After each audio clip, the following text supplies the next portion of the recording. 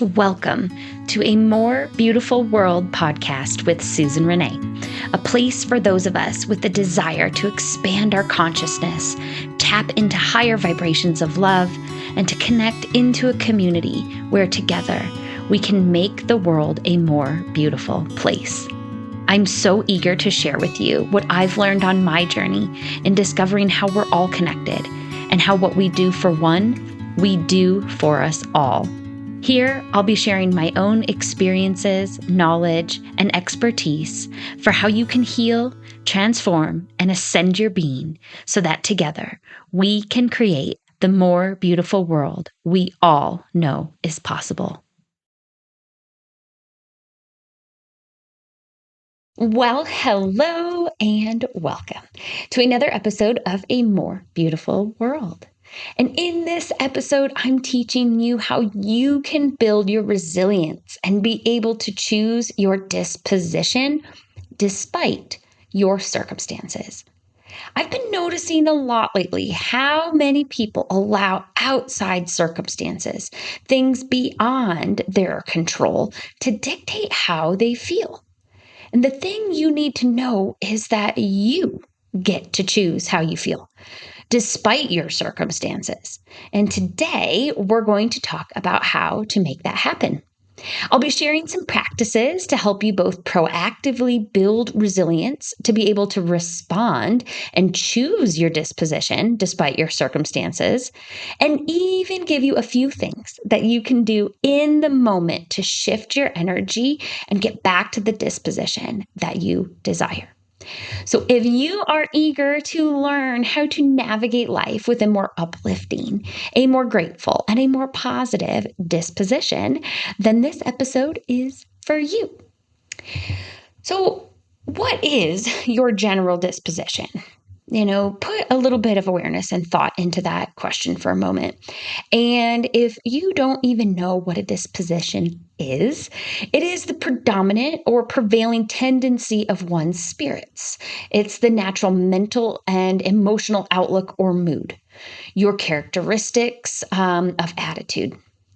Okay, so when we talk about disposition, right, and as I'm speaking of disposition throughout this episode, I'm talking about what is your mental and emotional outlook or mood that you're showing up with predominantly. All right. And the way I like to kind of check in on the disposition is how would someone describe you? Or even how would you describe yourself? Right. And really think about that. Generally, would people say, you're a bright light, you're always shiny, you're positive, you're always so grateful, you're always so kind, or are you the Debbie Downer? Are you the eternal pessimist? Right. I'm sure folks over time have offered you some reflections, or maybe you even have some reflections and labels that you give yourself. But once you kind of, think about what is your general disposition, how would someone describe you? How would you describe yourself? Then ask yourself, is this truly how you want to be described? And if there is opportunity there, for you to maybe be more cheerful, maybe more happy, more kind, more grateful, more loving, more optimistic, right? Then this episode is really going to be for you because we're going to talk about how to do that. So the way some of these episodes come into existence can be kind of funny. And I want to share a little funny story about how spirit reflected to me the work that I have done to really choose my disposition despite any circumstance. And regardless of anything I'm in, I really do my best to be grateful, to still tap into my joy of living. And so I'll give you a funny little story. I was recently back in Michigan visiting family, and I was with my dad and stepmom, and we ordered some takeout, and I ordered some whitefish. And I was really excited because out here in Denver, there's normally not a lot of whitefish on the menu, and the fish in Michigan is so good. So we ordered this whitefish, and it's a restaurant I've eaten at, maybe once a year on my trips back. So I didn't really know what to expect. And when it comes, we get takeout, we bring it to the house, and this whitefish had kind of the skin still on it on the bottom of the fillet, and it was a little slimy. I would, of course, prefer to have that skin nice and crispy, but it was a little slimy. And, whatever. I just choose to go with the flow.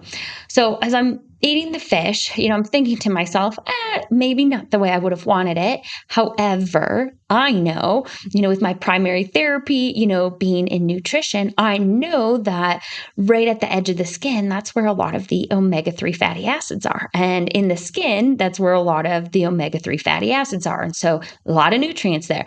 So I'm just happily eating it, knowing, this fish sacrificed its life for me to have a good meal.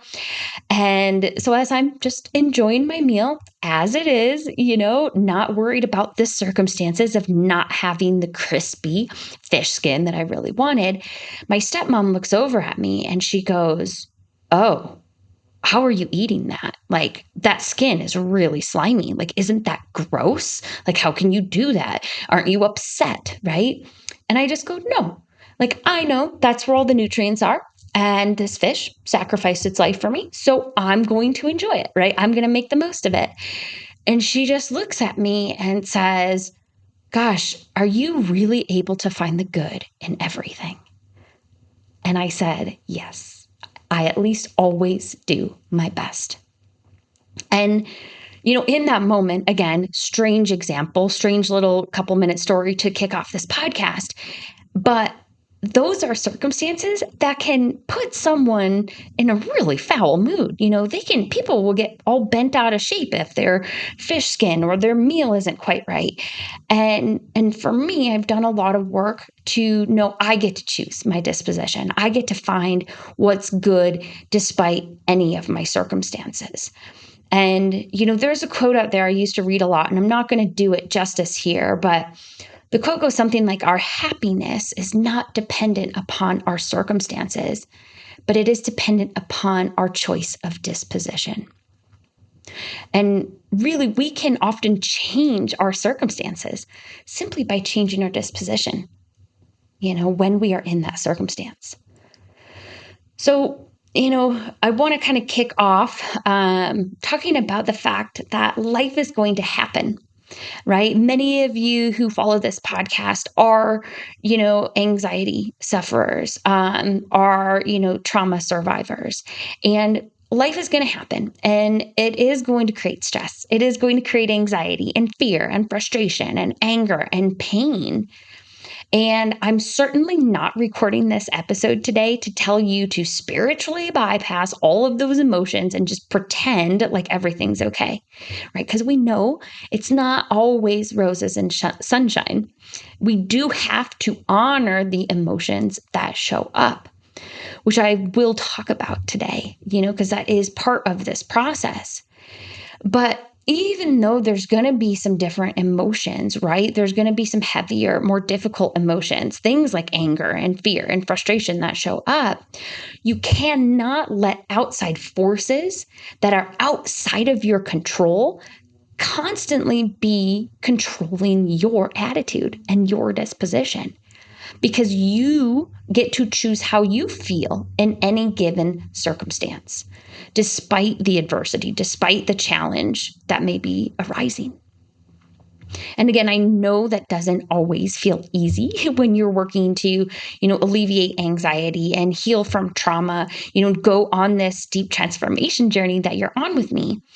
So I wanted to make sure that today I give you some tools to be able to create more resilience, more resilience in your body, in your mind, in your emotions, in your spirit, so you can set yourself up to choose your disposition and not let these outside circumstances dictate it. And trust me, tribe, I know life isn't always easy. I can tell you personally, I just went through my third move in the last 8 months, across 2 different states, three if you count the one I originally moved from. And I know I could choose and could have chosen many moments over these past 8 months to be upset, to be frustrated, and honestly, those emotions have come up, right? And I have chosen to honor them and move through them. But instead of letting these outside circumstances constantly dictate how I feel, I've chosen to really sink into, how I want and how I desire to feel.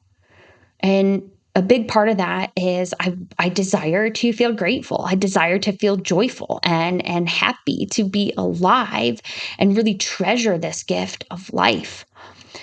So I think right here, I feel it's important for you to remember that you are the creator of your reality and you get to choose and you get to create.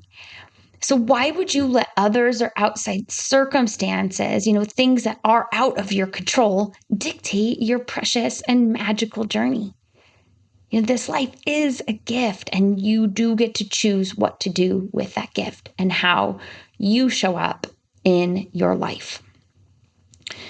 There's a pretty good Eleanor Roosevelt quote that I wanted to bring in here for this podcast, and that is this: "It is better to light a candle than to curse the darkness." And that quote resonated with me as I was preparing for this podcast because, in those dark times, right? In these difficult, challenging circumstances, instead of constantly cursing the darkness, letting it affect your energy, being angry and frustrated and upset and pissing on everybody you walk by, right? Light that candle, right? How do you from within light your own candle, light yourself up, when you are in some of those more difficult and challenging situations? So the big question is, right, how do we do that? And how do we build up resilience to those difficult situations and challenging circumstances and still be able, right, to choose, a more cheery, a more kind, a more loving, a more grateful disposition? And while it may not all change for you overnight, okay, because I know this has taken me years, of intention and dedication to my journey, I want you to know that you can build this resilience over time and make the choice, right? And choose your disposition despite any of the circumstances. So let's dive in and talk about some of the proactive as well as in the moment practices for creating, a more positive, a more cheerful, a more joyful, grateful disposition. So again, before we dive into all of the practices, I just want to set a little reminder here for you that this will require some mindfulness, on your journey and work on expanding your awareness. Though if you set the intention, you can absolutely make this happen. So to start, before you get into any of these practices, I want you to set the intention that you want to make this shift. You want to be the captain of your destiny. You want to be able to choose a more positive, a more uplifting, a more grateful disposition despite your circumstances. And once you set that intention, then you can start to work with these practices and really make the shift and expand your awareness around how you are showing up and what your disposition is in any circumstance. So practice number 1 is going to be meditation. Specifically, when I'm talking about meditation here, I'm talking about using meditation as a tool to get into your own alignment and do that every day. I think it's so important that we get in touch with our own energy and, work in meditation to feel good feelings, right? Feel the way that we desire to feel to set the tone and to set the pace for the day. So, this is why, I'm always talking about meditation. You guys know that. But here specifically, when we talk about using it to empower you for being able to build this resilience and choose your disposition, I would encourage you just first thing in the morning, even if it's only 2 to 5 minutes, that's still so powerful. Sit with yourself in some stillness, maybe put on a little music and feel into how you want to feel. Set an intention, that you want to feel joyful, you want to feel grateful, whatever it is, and just feel that emotion in your heart and breathe. That's it. Because again, getting into your alignment and your own energy is going to help cultivate that resilience. So then when these difficult circumstances arise, you can choose to tap back into that. So meditation, as with many of the things I talk about, a beautiful practice to bring in. Now, the second one here I want to talk about is gratitude journaling. And I've mentioned this in several of my podcasts before, and I know I've done at least one full episode on gratitude and the power that gratitude really has. But you can use gratitude journaling to rewire your brain to focus on the good. There is legit science-backed research out there that says you can rewire your brain to focus on the good. So I learned early on in my journey that rewiring your brain to focus on the positive does create massive change in your life. And I honestly don't even know how long I've been doing it now, but I want to say for the last 4 to 5 years, I have been doing daily gratitude journaling, just a few minutes a day, writing down at least 4 things I'm grateful for, or good things that happened. And so I encourage you to spend a few minutes every day just writing down what's good. Write down what you're grateful for. Again, your key is always just 4 things, minimum of 4 things. Because as you do this, you are rewiring your brain. You are training it to focus more on the positive and get away from the negative thought patterns that we have created. So in your brain, the neurons that wire together fire together. So the more energy you direct into these more positive experiences, the more grateful experiences, over time, you're literally creating new neurosynaptic pathways for your brain to focus and fire more on the good than the bad, which, as we're talking about today, is going to build resilience so you can choose your disposition to be more positive, to be more uplifting, to be more kind, to be more grateful in those more difficult circumstances, right? So gratitude journaling is so important. And if you do nothing else, if your intention is to build resilience and be able to choose your disposition more, despite your circumstance, I would say gratitude journaling is probably the number one practice I would recommend. And what I also love about this, even though it is a proactive practice for you to bring in to build the resilience, you can also use it as a tool in the moment.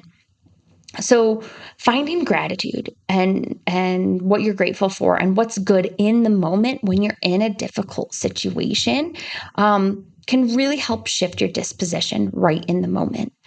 So if all of a sudden, things get messed up with something at work, or someone says something snarky to you, or, you had plans to travel and your flight gets canceled, like whatever that you might get really shitty about and angry and frustrated, catch yourself getting upset, feeling some of those more difficult emotions, and pause and ask yourself, what is good here and now? What blessings are coming from this? What lessons are coming from this? Look for the silver lining in the moment. Look for what's good. Look for what you can be grateful for. And it's a beautiful tool in the moment to stop giving your energy and stop building momentum to some of those more, difficult, more negative emotions, and to, again, stay in alignment, right? And be able to choose your disposition. So the next thing I want to talk about, and I'm not going to harbor on it too much, but I do want to talk about how important it is to keep an alkalizing, organic, nutrient-dense diet. Because what you eat does influence how you feel. And if you are eating a standard American diet full of, processed foods and fast foods and foods that are dead and nutrient deficient, you are going to be more reactive. You are going to feel more angry. You're going to feel more frustrated. You're going to struggle more. And I can tell you, again, as a holistic medicine practitioner with my primary focus in nutrition, your diet does influence how you feel so much. I watch people shift from the standard American diets into a more holistic diet, that's honoring their body, that's full of a lot of plants and nutrient dense foods and organics, right? And as they do that, they start to be able to respond more. They're more joyful, they're more loving, they're more kind, and they have better dispositions. So keep an alkalizing diet. And that really is a key to building your resilience and being able to choose your disposition despite your circumstances. So another thing that kind of goes in here, just as a standard American diet is going to have lots of toxins and things like pesticides and herbicides and antibiotics and growth hormones and all that jazz in it.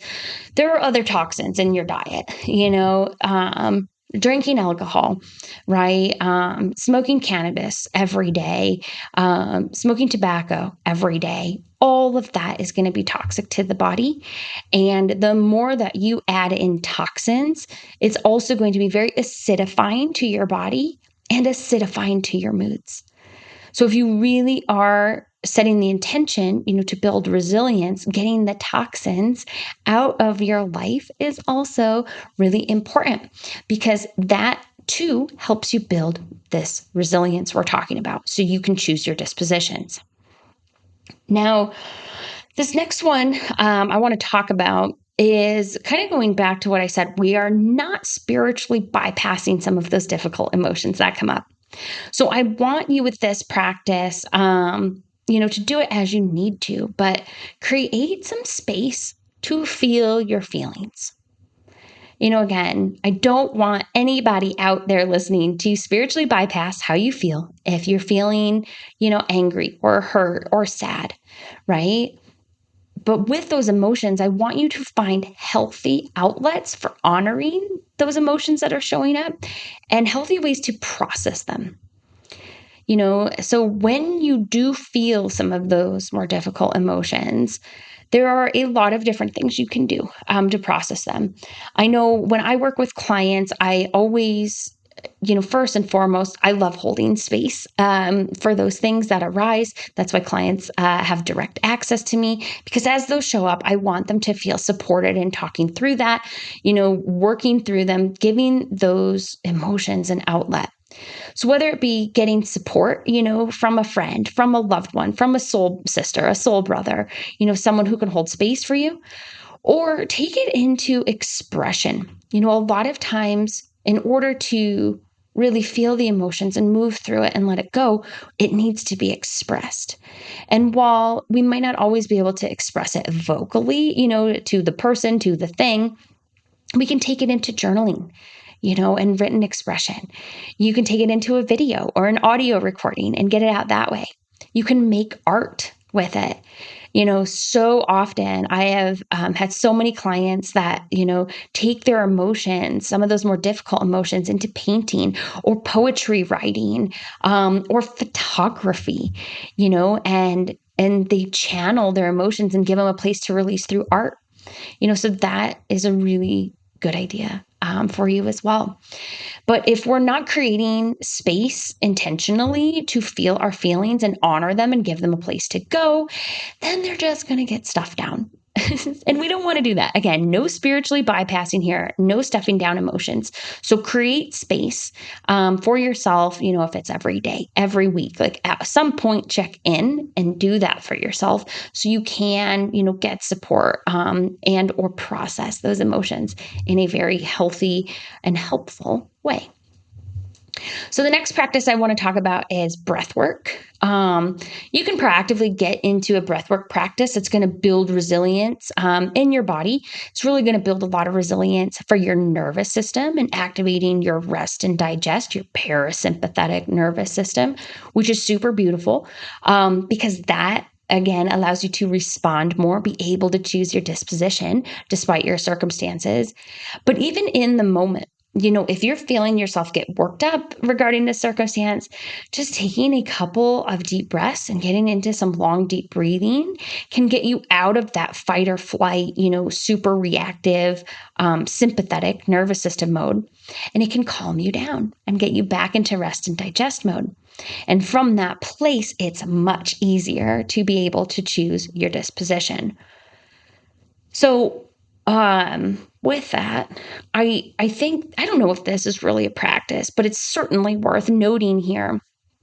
I There's a book, Don Miguel Ruiz, one of my favorite authors. He wrote one of his books is called The Four Agreements, and I know I've talked about that in previous podcasts. And these four agreements he shared are beautiful practices to bring into your life. And one of the things that's in as an agreement is don't take things personally.